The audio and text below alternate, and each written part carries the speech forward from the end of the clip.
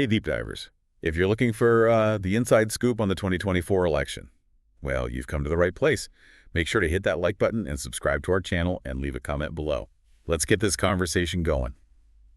Today, we're not just skimming the surface, we're plunging headfirst into the fascinating world of potential election interference, and guess what? It's happening before a single vote has even been cast. Yeah. It's a bit like a political thriller, isn't it? It really is. Our source, a recent article from the Daily Beast, is highlighting some serious concerns coming from the Kamala Harris campaign about Donald Trump and how his actions might impact the upcoming election. Okay, so we're talking preemptive election drama. That's a new one. Yeah. Fill us in. What has the Harris campaign so worried? Oh, they're looking back at 2020 and seeing some unsettling parallels. Right. Remember all the claims of a stolen election that Trump pushed after he lost? Oh, yeah. The Harris campaign is taking that very seriously and preparing for a potential repeat performance. Yes, the infamous Stop the Steal saga. I guess they're thinking, fool me once, shame on you, fool me twice, shame on us.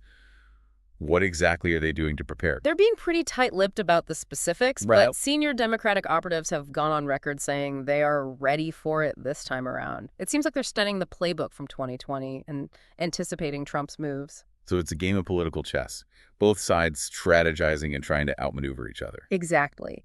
But here's a key difference this time around. In 2025, it will be Joe Biden, an incumbent president who, as they put it, respects elections, in charge of the transition of power. Think back to January 6, 2021, that chaotic scene at the Capitol. Back then, Trump was in control of the D.C. National Guard and chose not to deploy them to quell the rioters who were trying to disrupt the certification of the election results. Wow, that's a chilling contrast. So how does that change things for 2025? Well, this time, Biden will be calling the shots, and his administration has designated January 6th as a national special security event. That means we can expect to see a much stronger security presence in D.C. to ensure a peaceful transfer of power, no matter what the outcome of the election might be. I'm already feeling a bit safer knowing that. But let's face it, we can't ignore the elephant, or rather the Trump, in the room. The article points out that he's already making those familiar claims about a stolen election at his rallies, and we haven't even hit the primaries yet. It's definitely raising eyebrows. The article quotes Eric Ranahan, the head of the Secret Service's Dignitary Protection, who confirmed that planning has been underway for months to develop a comprehensive security plan for the 2025 transition. They're not taking any chances. Wow. So it seems like both sides are playing this game at a whole new level with a lot more at stake than just who gets to sit in the Oval Office. This is getting intense, folks. But before we get too deep into the weeds, let's take a quick break and come back to explore some of the more controversial tactics being used in this pre-election showdown. Sounds good. It's like watching a high-stakes poker game, where the players are already trying to psych each other out before the cards are even dealt. So what's the game plan here? Are these concerns about election interference just a way to get a head start in controlling the narrative, or is there something more concrete going on? It's probably a bit of both. The Harris campaign seems to be betting on transparency and preparedness, trying to reassure voters that they're taking the threat seriously and are doing everything they can to safeguard the election. Okay, but let's be real for a second. How does all this talk about interference actually affect voters on the ground? That's a crucial question. Constantly hearing about the potential for a rigged election can create a sense of anxiety and distrust, maybe even discourage people from voting at all. It's like a self-fulfilling prophecy. So it's not just about actual interference, but the psychological impact of the threat of interference. That's a whole other level of manipulation. Exactly. And this is where the contrasting approaches of the Harris and Trump campaigns become so interesting.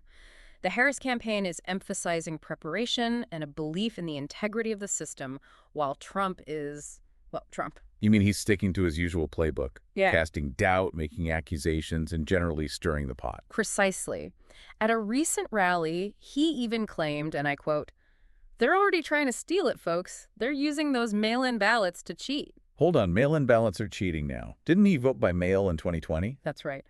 But consistency hasn't exactly been his strong suit. And remember that floating island of garbage comment he made? Oh, yeah, the one that seemed pretty targeted at Latino voters. Exactly. These kinds of inflammatory remarks are classic Trump, but they also serve a strategic purpose. He's trying to fire up his base, create a sense of urgency, and paint himself as the victim of a corrupt system. So it's all about controlling the narrative, framing the election in a way that benefits him, even if it means undermining faith in the entire democratic process. Unfortunately, it seems that way. And that's why the Harris campaign's focus on early voting and getting those ballots in is so important. They see it as a way to counter any potential shenanigans that might happen on Election Day itself. So it's a race against time. Get those votes locked in before anything can go wrong. Exactly. And they're specifically targeting key demographics like women and college students in battleground states, hoping to build an insurmountable lead. So we've got a clash of styles, a battle for the hearts and minds of voters, and a whole lot of uncertainty hanging in the air. This election is shaping up to be a real nail-biter. But before we get to the edge of our seats, let's take a closer look at the potential scenarios that might play out in the coming months. It's like we're standing at a crossroads, with multiple paths ahead of us, and each one leads to a different outcome. Okay, so let's play Choose Your Own Adventure with the 2024 election. What are some of the scenarios we might see unfold? Well, the most optimistic scenario is a clear victory for Harris, one that leaves no room for doubt or legal challenges. A landslide win, a mandate from the people. A resounding rejection of Trump and his tactics. Exactly. That would send a strong message that Americans are committed to democratic principles and won't tolerate attempts to undermine the system. But let's be realistic, that seems like a long shot in this hyper-partisan climate. What are some of the other possibilities? A close election one where the margin of victory is razor thin is probably the most likely scenario, and that's where things could get messy. Oh boy.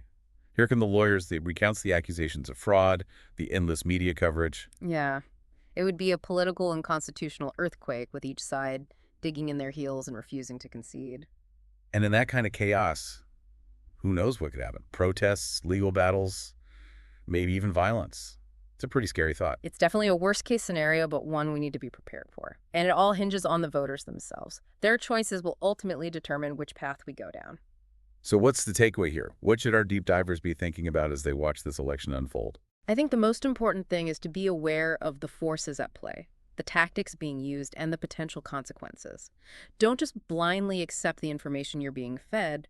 Question it, analyze it, and form your own conclusion. It's like we always say, knowledge is power. The more you understand about how the game is played, the better equipped you'll be to navigate the twists and turns. Exactly. And remember, your vote is your voice. Don't let anyone take that away from you. Well said. So deep divers, as we wrap up this deep dive into the world of preemptive election interference, we want to leave you with one final thought. How might the rise of social media and the spread of misinformation further complicate the situation in the upcoming election? It's a question we all need to be asking ourselves, and one that we'll continue to explore in future episodes.